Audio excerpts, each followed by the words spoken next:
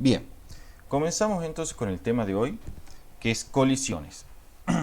Las colisiones, ¿sí?, tal y como yo las definí en este apunte, hice una definición un poco práctica, ¿sí?, o más vistosa, quiero decir con esto, más entendible para los chicos que estaban en su momento cursando la materia Física 1, pero que todavía no estaban para rendir final.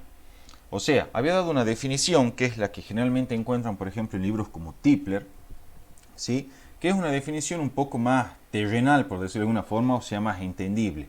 Sin embargo, yo ahora voy a dar una definición un poco más general, que es la que yo generalmente doy para finales, que es diferente a esta que está escrita aquí en el archivo.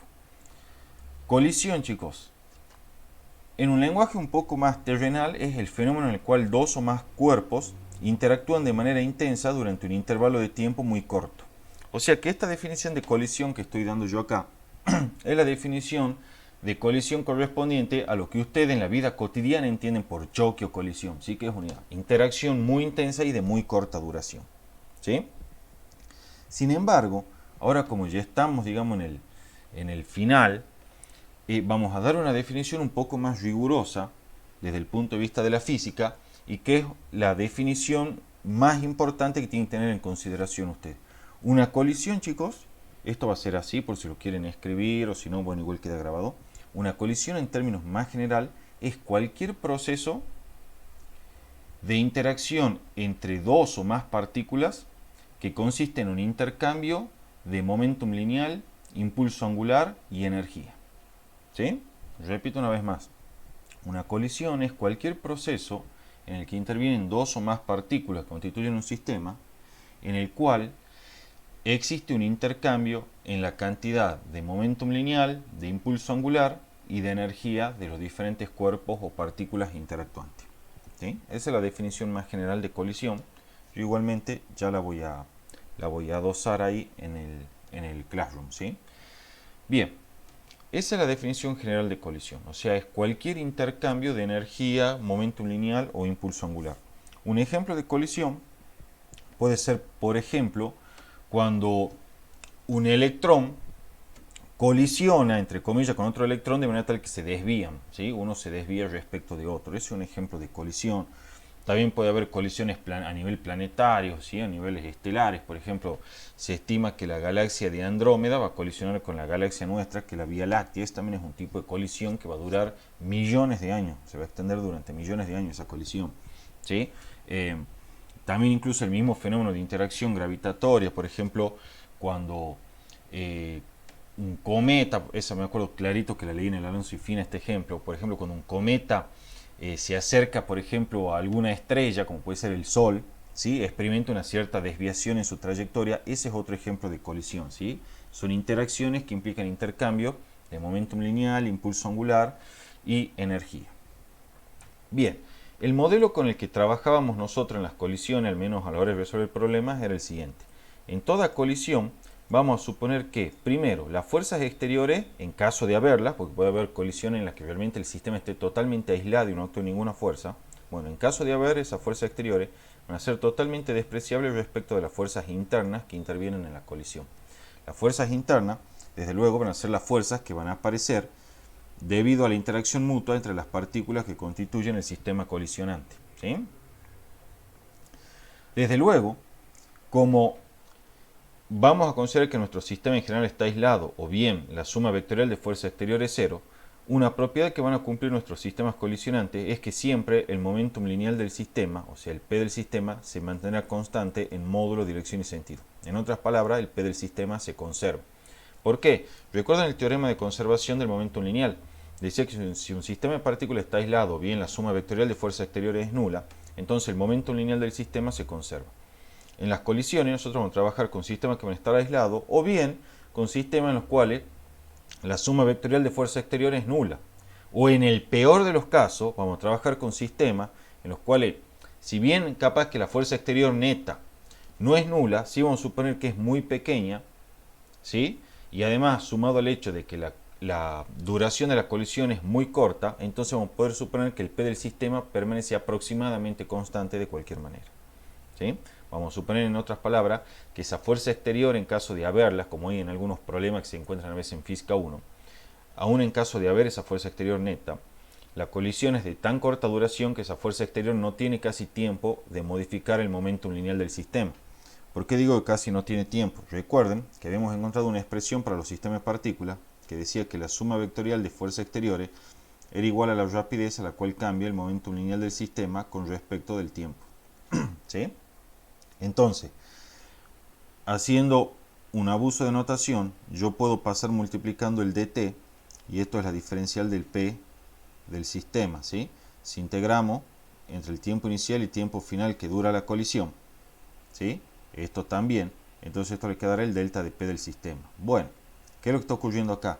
Si este intervalo es muy pequeñito, entonces esto que está aquí tenderá a cero y por lo tanto el delta de p del sistema tenderá a cero. Por lo tanto, el p del sistema tenderá a mantenerse aproximadamente constante en estas situaciones. Estrictamente no permanecería constante, pero nosotros a los fines prácticos lo vamos a considerar que sí.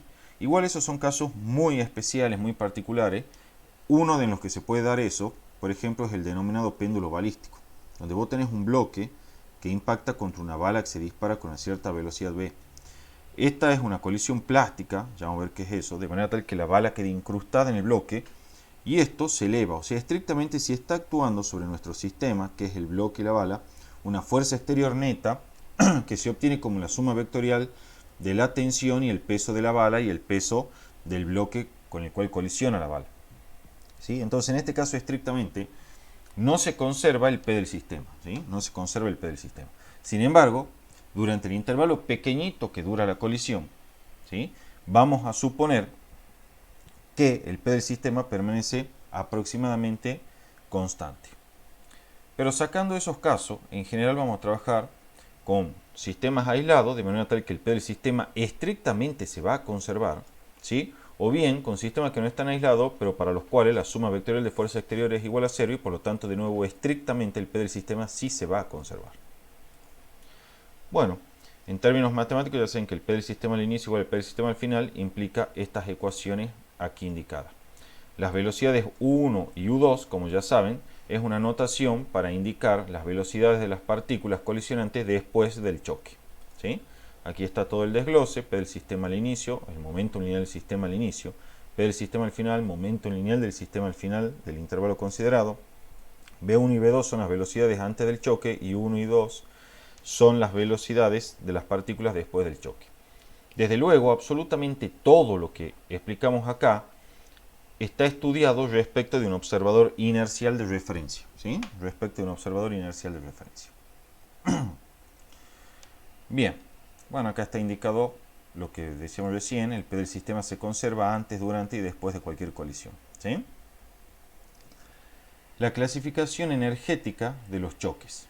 Bueno, yo aquí doy una clasificación sencilla. ¿Sí? Esta clasificación, como yo les decía hace un rato, está basada en la clasificación que aparece en la bibliografía recomendada por la cátedra.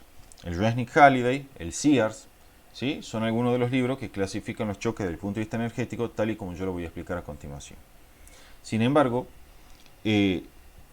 insisto, lean el apunte de la cátedra acerca de colisiones, porque hicieron una leve modificación acerca de esta clasificación. Es muy leve, pero está la modificación. ¿Sí? Yo ya lamentablemente lo tenía el apunte hecho con la clasificación histórica, digamos, como me la enseñaron a mí, pero bueno, parece que este año, con las clases virtuales, hicieron esa pequeña modificación que tampoco es un inconveniente porque está el apunte ahí para que lo lean y las consultas que tengan me las hacen y las vamos resolviendo. Igual, es mínima, ínfima, incluso capaz que te mandan mensajes preguntando cuál es la diferencia y yo se la tengo que explicar.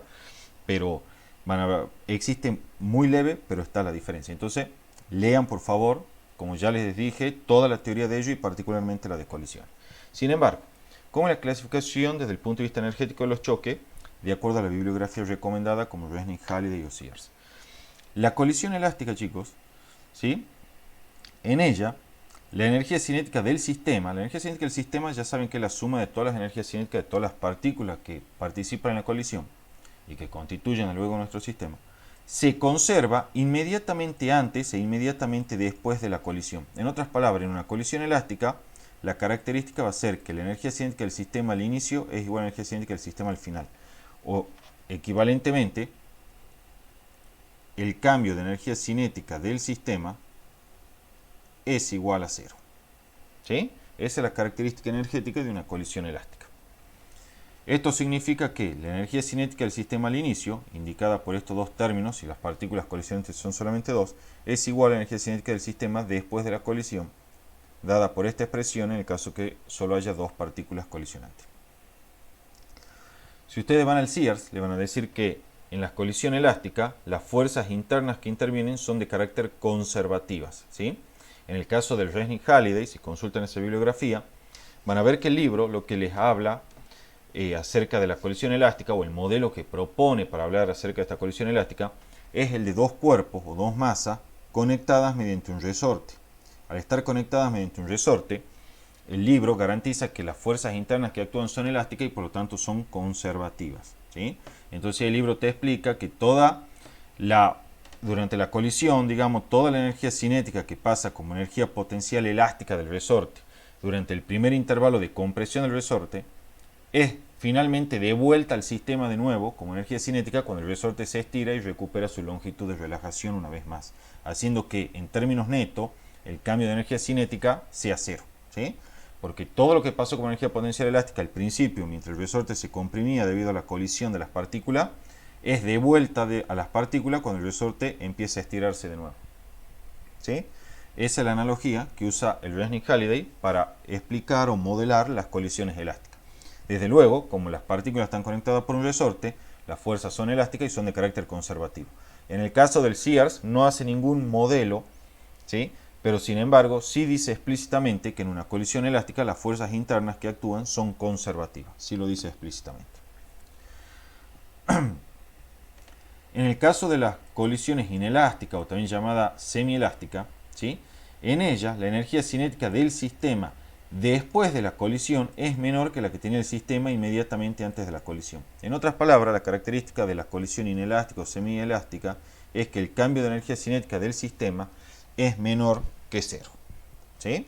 Esto es, la energía cinética del sistema al final es menor que la energía cinética del sistema al inicio, ¿sí? Este tipo de choques también se denomina endoérgico, ¿sí? La colisión inelástica o semielástica también se llama endoérgica, ¿sí? Quería aclararlo por las dudas. Bien. En este caso, yo esto lo que quiero también marcar una diferencia, ¿sí? En este caso, chicos, si ustedes van también a la bibliografía recomendada, como por ejemplo es particularmente el Resnick-Halliday, le va a justificar que desde el punto de vista real, o sea, de un modelo real, las fuerzas internas que actúan en una colisión endoérgica o inelástica o semielástica, como el que vimos recién, tienen un cierto carácter disipativo similar al que caracteriza las fuerzas de fricción. Eso lo dice el libro, ¿sí? De manera tal que parte de la energía cinética del sistema pasa o se transforma parcialmente, ¿sí?, en energía interna que permite que el sistema eleve su temperatura, o bien en energía que es transportada por las ondas sonoras asociadas a la colisión, que es lo que hace el sonido del estruendo cuando chocan, ¿sí?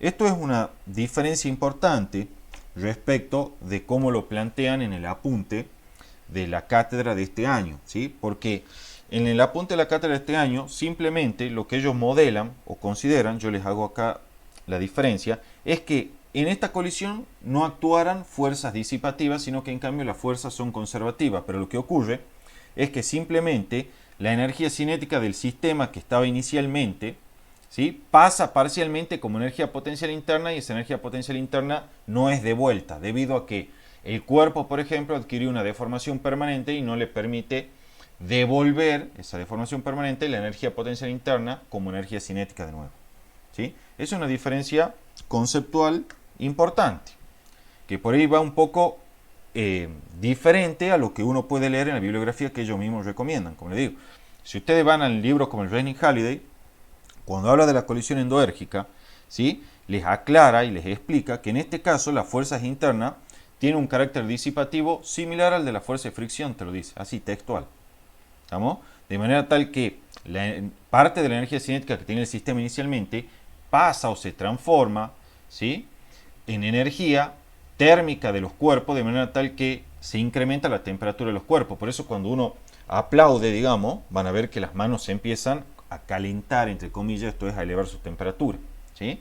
Porque parte de la energía cinética está pasando como energía interna y se traduce, por lo tanto, en un incremento de temperatura a nivel macroscópico de las manos. Y también habla de, obviamente, de la disipación de energía a partir del sonido, de la onda de choque o de la onda sonora que se genera.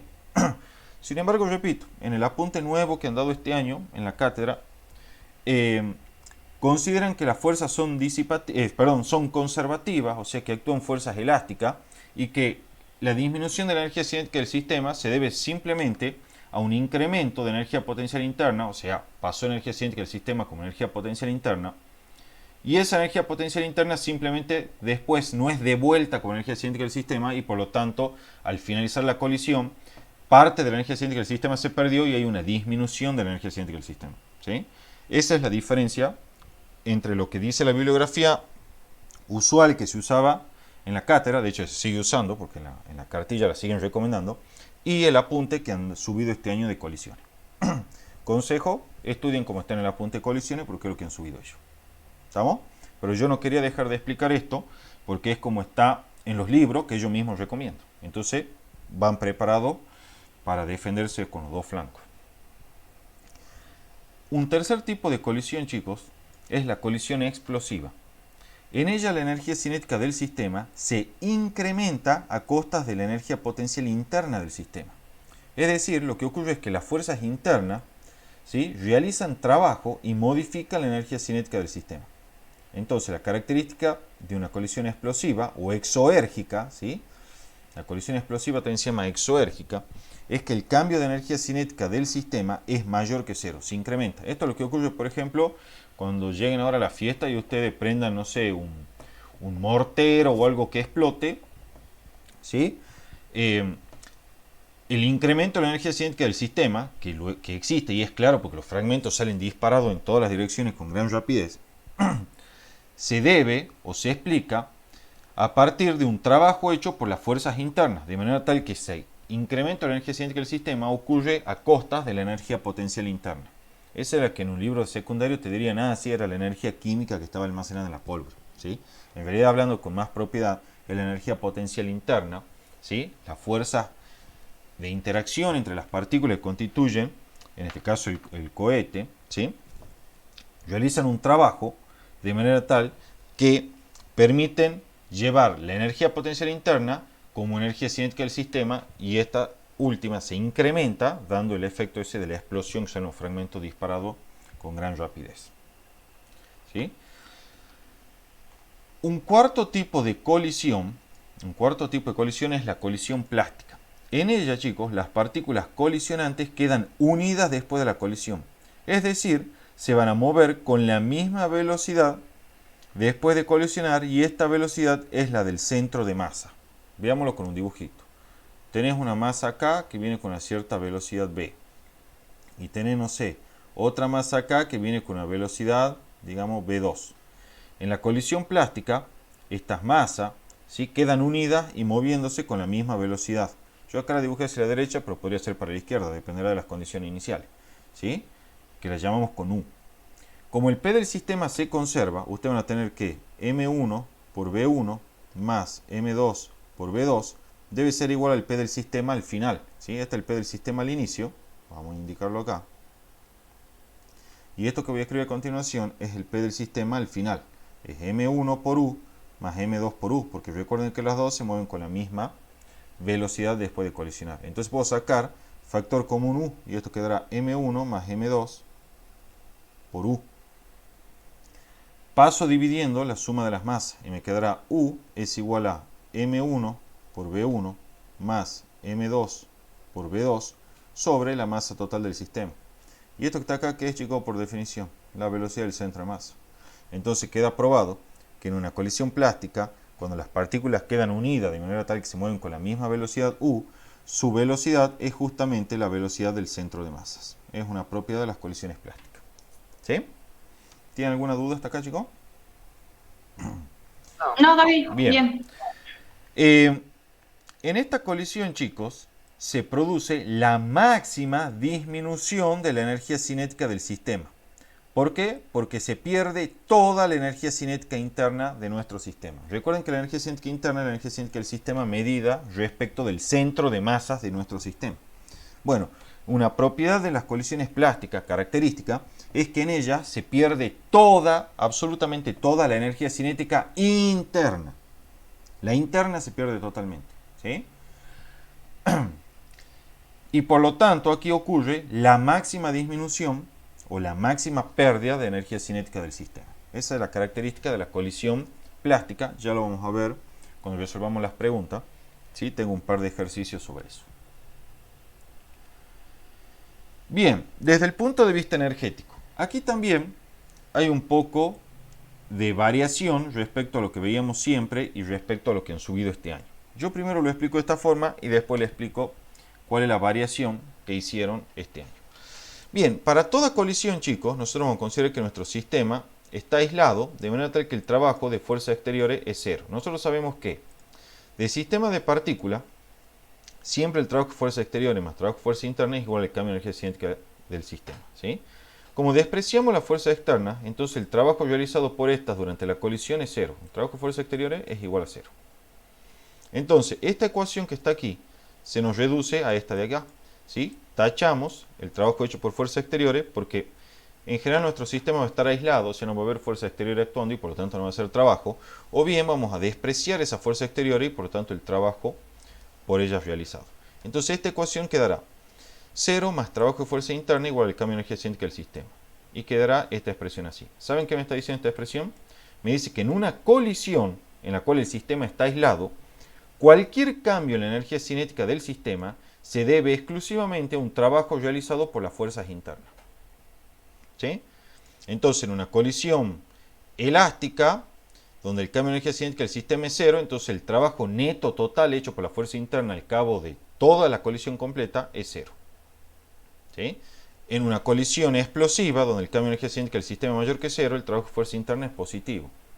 ¿Sí? Y en una colisión endoérgica, donde hay disminución de la energía cinética del sistema, y bueno, entonces el trabajo de la fuerza interna será negativo. ¿Sí? Eso es lo que estaría ocurriendo. Ustedes saben además que la energía cinética del sistema, lo vimos en sistema de partículas, es igual a la cinética interna más la traslacional, que es un medio de la masa total por la rapidez del centro de masa al cuadrado.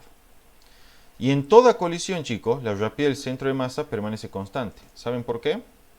Miren, ustedes saben que la segunda ley de Newton para un sistema de partículas dice que la suma de fuerzas exteriores es igual al producto de la masa por el vector de aceleración del centro de masa.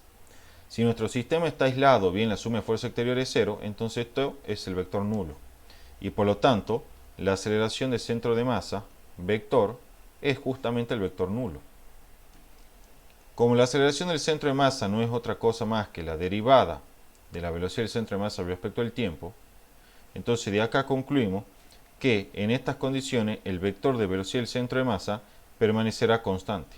Porque la única forma de que su derivada sea igual al vector nulo en todo tiempo que dura la colisión es que el vector velocidad del centro de masa entonces sea constante en todo tiempo que dura la colisión. Si el vector es constante, entonces en particular su módulo es constante en el tiempo. ¿Sí? ¿Entendido esa deducción? Sí. Bien. Sí. Entonces en toda colisión la rapidez del centro de masa permanece constante. Y por lo tanto, en toda colisión, el cambio de energía cinética del sistema es igual al cambio de energía cinética interna más el cambio de la energía cinética traslacional. Pero como esta permanece constante, y la masa también desde luego permanece constante, entonces nuestro cambio de energía cinética de traslación del centro de masa será igual a cero. Y por lo tanto, en toda colisión se verifica que el cambio de energía cinética del sistema se debe pura y exclusivamente al cambio de energía cinética interna. ¿Sí? Siempre en toda colisión va a ser así. El cambio de energía cinética del sistema es pura y exclusivamente cambio de energía cinética interna, es decir, respecto del centro de masa. La energía cinética traslacional, chicos, no se pierde nunca. ¿Sí? Esta energía cinética traslacional que aparece acá, como la rapidez del centro de masa es constante, no se pierde nunca. Entonces en el final siempre le preguntan, le dicen, la energía cinética del sistema no puede ser menor a qué valor? A este, al de la energía cinética de traslación del centro de masa. Porque si fuese menor a este valor, eso implicaría, ¿sí?, que esta energía cinética traslacional se modificó. y eso está contradiciendo la conservación del momentum lineal. No puede ser. ¿Sí? Entonces, cuando al final le pregunten si la energía cinética del sistema no puede ser menor a qué valor, no puede ser menor que la energía cinética traslacional. Si llega a disminuir por debajo de la energía cinética traslacional que teníamos al inicio, quiere decir que esta rapidez del centro de masa cambió. ¿Sí? Entonces, se estaría contradiciendo la conservación del momento lineal. Esta energía cinética interna sí varía en diferentes colisiones. De hecho, en el caso particular de la colisión plástica, esta energía cinética interna al final de la colisión es cero, se pierde totalmente. Pero esta energía cinética traslacional que está acá permanece inalterada durante toda la colisión. Por lo tanto, la energía cinética del sistema nunca puede tomar un valor menor que esto. Como la energía cinética interna es mayor o igual que cero, entonces eso implica, chicos, que la energía cinética del sistema, a lo sumo, el valor más pequeño que puede tomar es el de la energía cinética traslacional, en el caso particular que la energía cinética interna sea igual a cero. ¿Sí? Por eso es que este valor es el límite inferior de la energía cinética del sistema. Nunca puede estar por debajo de la energía cinética traslacional que traía el sistema originalmente. ¿Está entendido eso? Sí. Bien. Sí, sí. Otro concepto importante es el concepto de coeficiente de restitución, que lo denotamos con la letra griega epsilon. ¿Sí? El coeficiente de restitución solamente se aplica, chicos, a colisiones colineales, o sea que ocurren sobre la misma recta. Estas colisiones también se suelen llamar colisiones centrales o choques centrales. Son aquellos choques en los cuales el centro de masa de los cuerpos finitos o extendidos que colisionan se mueven sobre la misma recta. ¿Sí? Eso se llaman colisiones centrales. Por ejemplo, cuando vos empujas dos bolillas para que choquen, ¿sí? Bueno, eso es una colisión o choque central. Es cuando las partículas se mueven a través de las líneas que conectan sus centros de masa. ¿Sí? Eso para cuerpos finitos, o sea, con extensión finita y no solo para partículas. Pero bueno, en general el coeficiente de restitución solo se aplica a colisiones colineales, es decir, que ocurren sobre la misma recta. Como se observa acá, por ejemplo, estas dos partículas, la masa M1 y la masa M2, se están moviendo sobre esta misma recta. ¿Sí? Después chocan sobre esa misma recta y después terminan la colisión sobre esa misma recta, ¿sí? Que están ahí remarcadas en celeste. Bueno, en este caso, chicos, el coeficiente de restitución se define de la siguiente forma. Está aquí indicado, es el negativo del cociente de las velocidades relativas de la partícula 2 respecto a la partícula 1 antes y después del choque. O sea, es U2 menos 1 sobre B2 menos B1. Le puse el subíndice en X acá de gusto para enfatizar que estas magnitudes que aparecen acá en realidad no son magnitudes en el sentido estricto, sino que por el contrario son componentes, o sea que pueden ser positivas, negativas o cero. Son las componentes de nuestros vectores, fíjense. Aquí está el vector B1, tiene componente B1x, el vector velocidad B2 tiene componente B2x, el vector velocidad U1 tiene componente 1x y el vector velocidad U2 después del choque tiene componente U2x. Bueno, esas componentes son las que aparecen en el coeficiente de restitución y por lo tanto deben ir con signo. ¿Sí? Deben ir con signo incorporado en esa ecuación. Sí o sí. Esta ecuación o coeficiente de restitución me permite clasificar los choques. Por ejemplo, si el coeficiente de restitución es igual a 1, entonces la colisión es elástica. Si el coeficiente de restitución está entre 0 y 1, la colisión es inelástica. Si el coeficiente de restitución es igual a 0, la colisión es plástica. Y si el coeficiente de restitución es mayor que 1, la colisión es explosiva. ¿Sí? Podemos clasificar nuestros choques en términos de este coeficiente de restitución. Remarco una vez más que U2x, U1x, B2x, B1x son las componentes de las velocidades con sus respectivos signos. ¿Sí? Deben ir con su respectivo signo. Yo les dije recién que esto era el cociente de las velocidades relativas. ¿Por qué le dije eso? Porque si ustedes recuerdan las transformadas de Galileo, los invito a que prueben esto. Esto que está acá, el numerador, es la velocidad de la partícula 2 después del choque respecto de la partícula 1. Mientras que esto que está aquí es la velocidad 2, o sea, es la velocidad de la partícula 2 respecto de la partícula 1 antes del choque.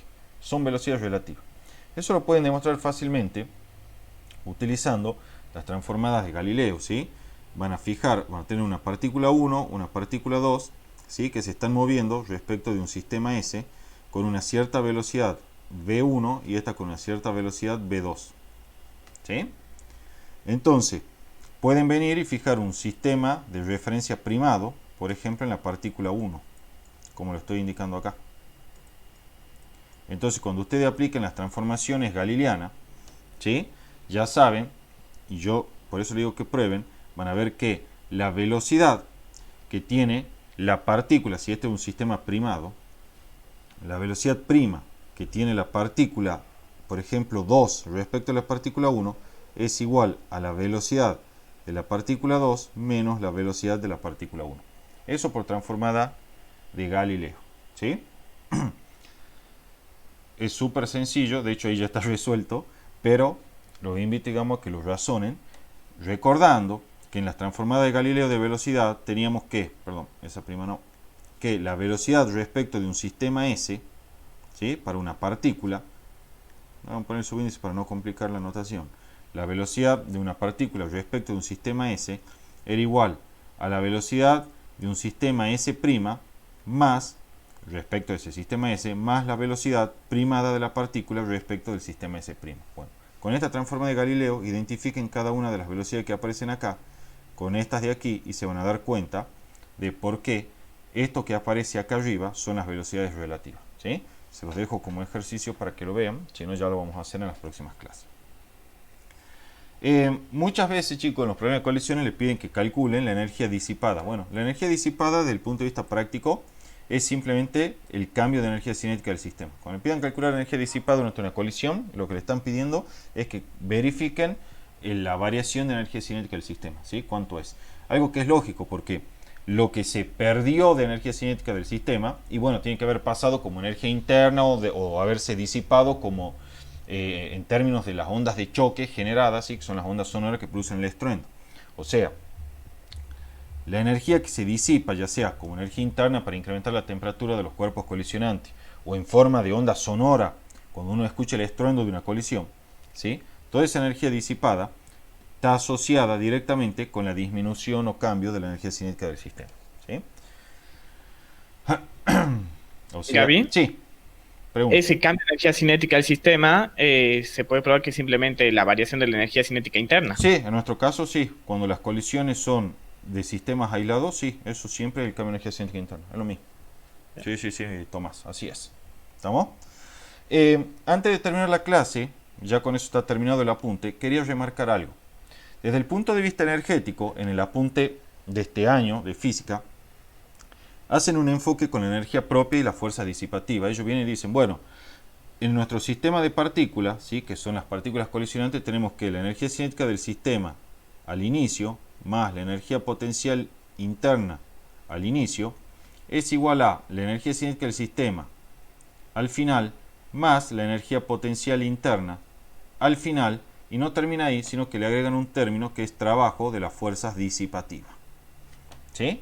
Esa es la expresión general energética con la que están trabajando en el apunte nuevo. ¿Sí? Esto le dice que la energía cinética, o sea, esto que está acá, fíjense, es la energía propia del sistema al inicio. ¿Sí? Bueno, esto lo que le está diciendo, este teorema, es que la energía propia que estaba al inicio es igual a la energía propia que tiene al final más una cierta cantidad de energía que a través del trabajo pasa como energía térmica para incrementar la temperatura o como energía asociada a las ondas mecánicas debido al estruendo de la colisión. ¿Sí? Simplemente eso es lo que representa esto desde el punto de vista físico.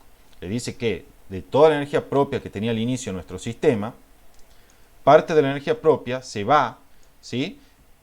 En forma, por ejemplo, de sonido, ¿sí? En la energía transportada por las ondas sonoras, quiero decir, hablando con más propiedad, y también como incremento de la temperatura de nuestro sistema, ¿sí?